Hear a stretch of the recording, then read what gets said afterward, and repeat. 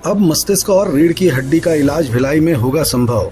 Neuro surgery समेत पीठ दर्द, गर्दन दर्द, स्लिप डिस्क, सर्वाइकल स्पॉन्डिलिसिस, लंबर स्पॉन्डिलिसिस जैसे ट्यूमर के मामलों में मरीजों को नहीं जाना पड़ेगा नागपुर, हैदराबाद और वेल्लूर।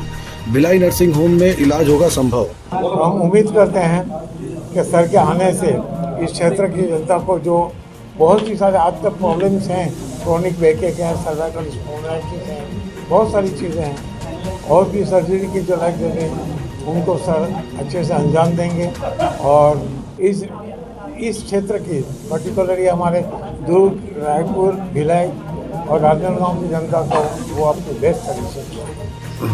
प्रेस वार्ता के दौरान डॉक्टर केलकर ने बताया कि न्यूरोसर्जन प्रत्येक रोगी की विशिष्ट आवश्यकताओं को संबोधित करते हुए परामर्श प्रदान करने के लिए 25 नवंबर 2023 से प्रत्येक चौथे शनिवार ये जो प्रेस कॉन्फ्रेंस ली गई है ये किंग्सवे हॉस्पिटल नागपुर से हम लोग आए हैं।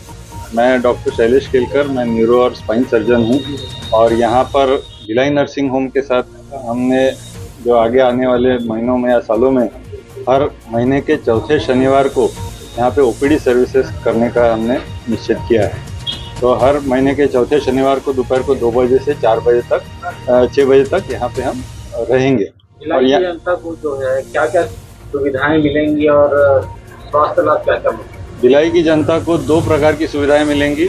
एक तो टेक्नोलॉजिकली जो अभी अपडेटेड सब दुनिया भर में जो अभी रिसेंट एडवांसेस चल रही हैं उसकी सेवाएं हम नागपुर में हमने इंफ्रास्ट्रक्चर जो डेवलप किया है उसकी सेवाएं यहाँ की जनता को भी मिलना चाहिए, ऐसा हमारा मानना है। इसलिए उस हिसाब से एक सेवा वो है।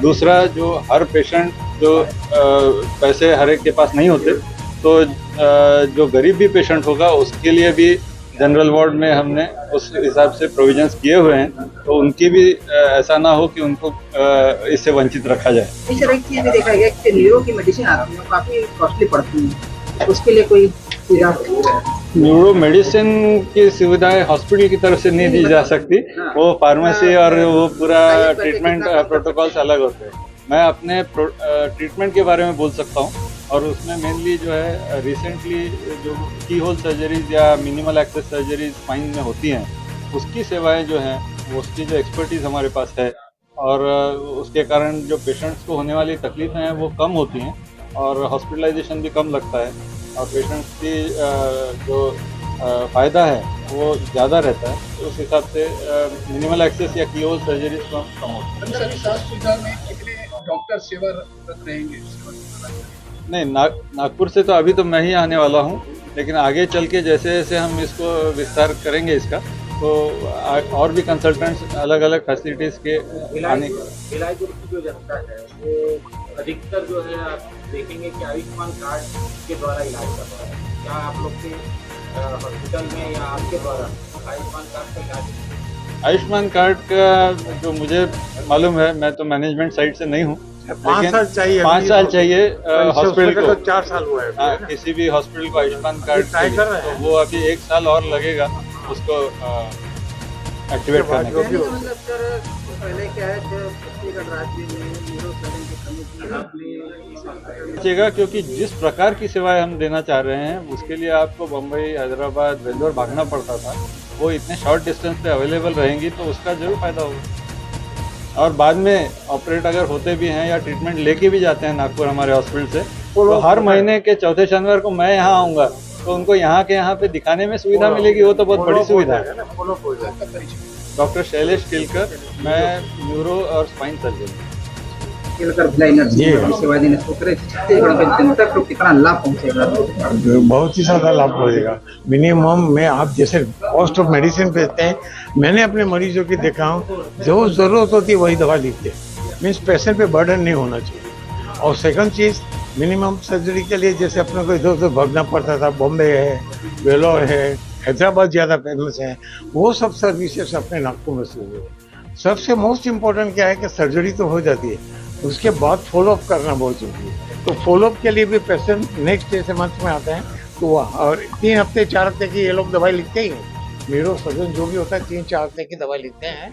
फॉलोअप के लिए भिलाई नर्सिंग होम तो है ही हमारा, तो वो हर 4 सैटरडे ऑफ द मंथ वो अपनी सेवाएं यहाँ 2 से 6 बजे तक देते हैं। काम ज़्यादा से ज़्यादा हम लोगों ने भी अपनी ओटी बहुत डेवलप की है, सर को भी हम लोग को रिक्वेस्ट करेंगे तो कुछ मरीज जो यहाँ पे ऑपरेट होने लायक हो, यू डू इट हियर, आप यहाँ करिए। स्वास्थ्य सेवा में आपको काफी उपलब्धियां मिली हुई है, कैसे देखते हैं इस निःशुल्क सेवा को? निःशुल्क सेवा तो देखिए, कुछ लोग तो ऐसा है ना कि उसको नाजायज फायदा बहुत होता है, बाकी निःशुल्क सेवा के लिए आदमी खुद बोल दे कि सर मेरी ये हालत है, हम कुछ नहीं बोलते, जो देना हो दे, ना दे तो ना दे। मेरी क्लिनिक में आज मेरा हॉस्पिटल है, मैं क्लिनिक लिया हूँ इसीलिए कि मेरे के लिए कैंप 2 से पेशेंट ऐसे आ रहे हैं, कोई साइकिल से आता है, कोई रिक्शे से आता है, तो वो लोग कहाँ का एफोर्ड कर पाएंगे, कहाँ एफोर्ड कर पाए।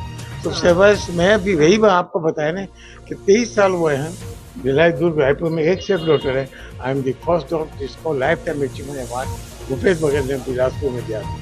बहुत सेवाएं की हमने, सोशल ऑर्गेनाइजेशन से, हर ऑर्गेनाइजेशन से मैं जुड़ा हुआ। आपसे मैडम डॉक्टर अहमद हमदानी परिचित जी, diagnosis के साथ